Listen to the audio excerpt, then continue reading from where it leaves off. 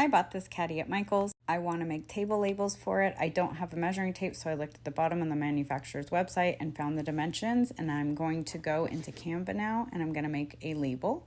First, I go into Canva and I choose the size document that I want to make the label on. I landed on 11 by 8.5. Next, I went in and I found a hippie background that I liked by searching hippie background. I threw it into the document. Then I proceeded to make it the size of the labels that I want. So I went into position to the advanced section and I resized the labels so that they're 8.75 by 2.75 because the caddy's got a 9 by 3 side. Then I centered it.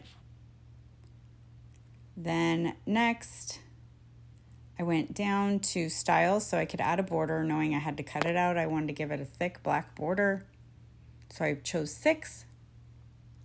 Next, I went in and I found a rectangle in the elements, and I'm going to make it a little bit smaller than the label. Canva gave me my hippie photo background color, so I could just choose one of them for the interior part of the label. And then I went ahead and I resized it so it was a little bit smaller than the label size. So I still had some background, some pizzazz, if you will. I made it about a little bit smaller. Then I centered it.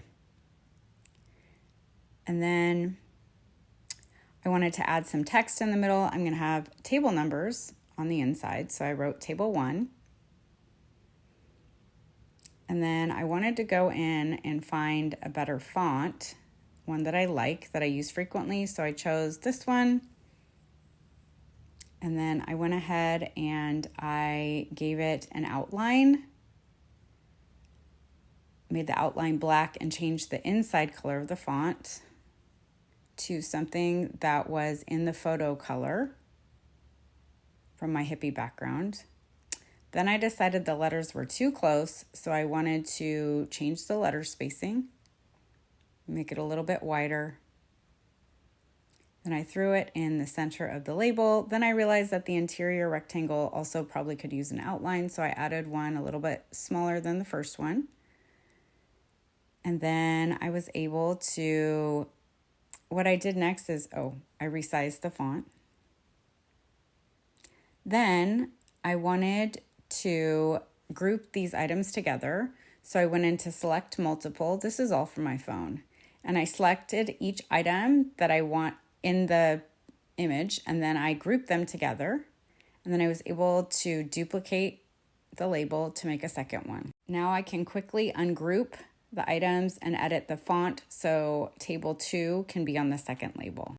Once you duplicate the label, you'll want to make sure that you ungroup the elements so that if you are retyping table 2, for instance, and the font needs to be resized, the whole label doesn't resize. And so you're only working with the text box at that point. You'll see here the 2 went down below, and so I had to resize it so it fit. Then I regrouped it again so I could put it below the first label, and I just duplicated the page. And so now I can go on and make table 3, table 4, and so on. Comment label, and I'll send you a free copy of these editable labels.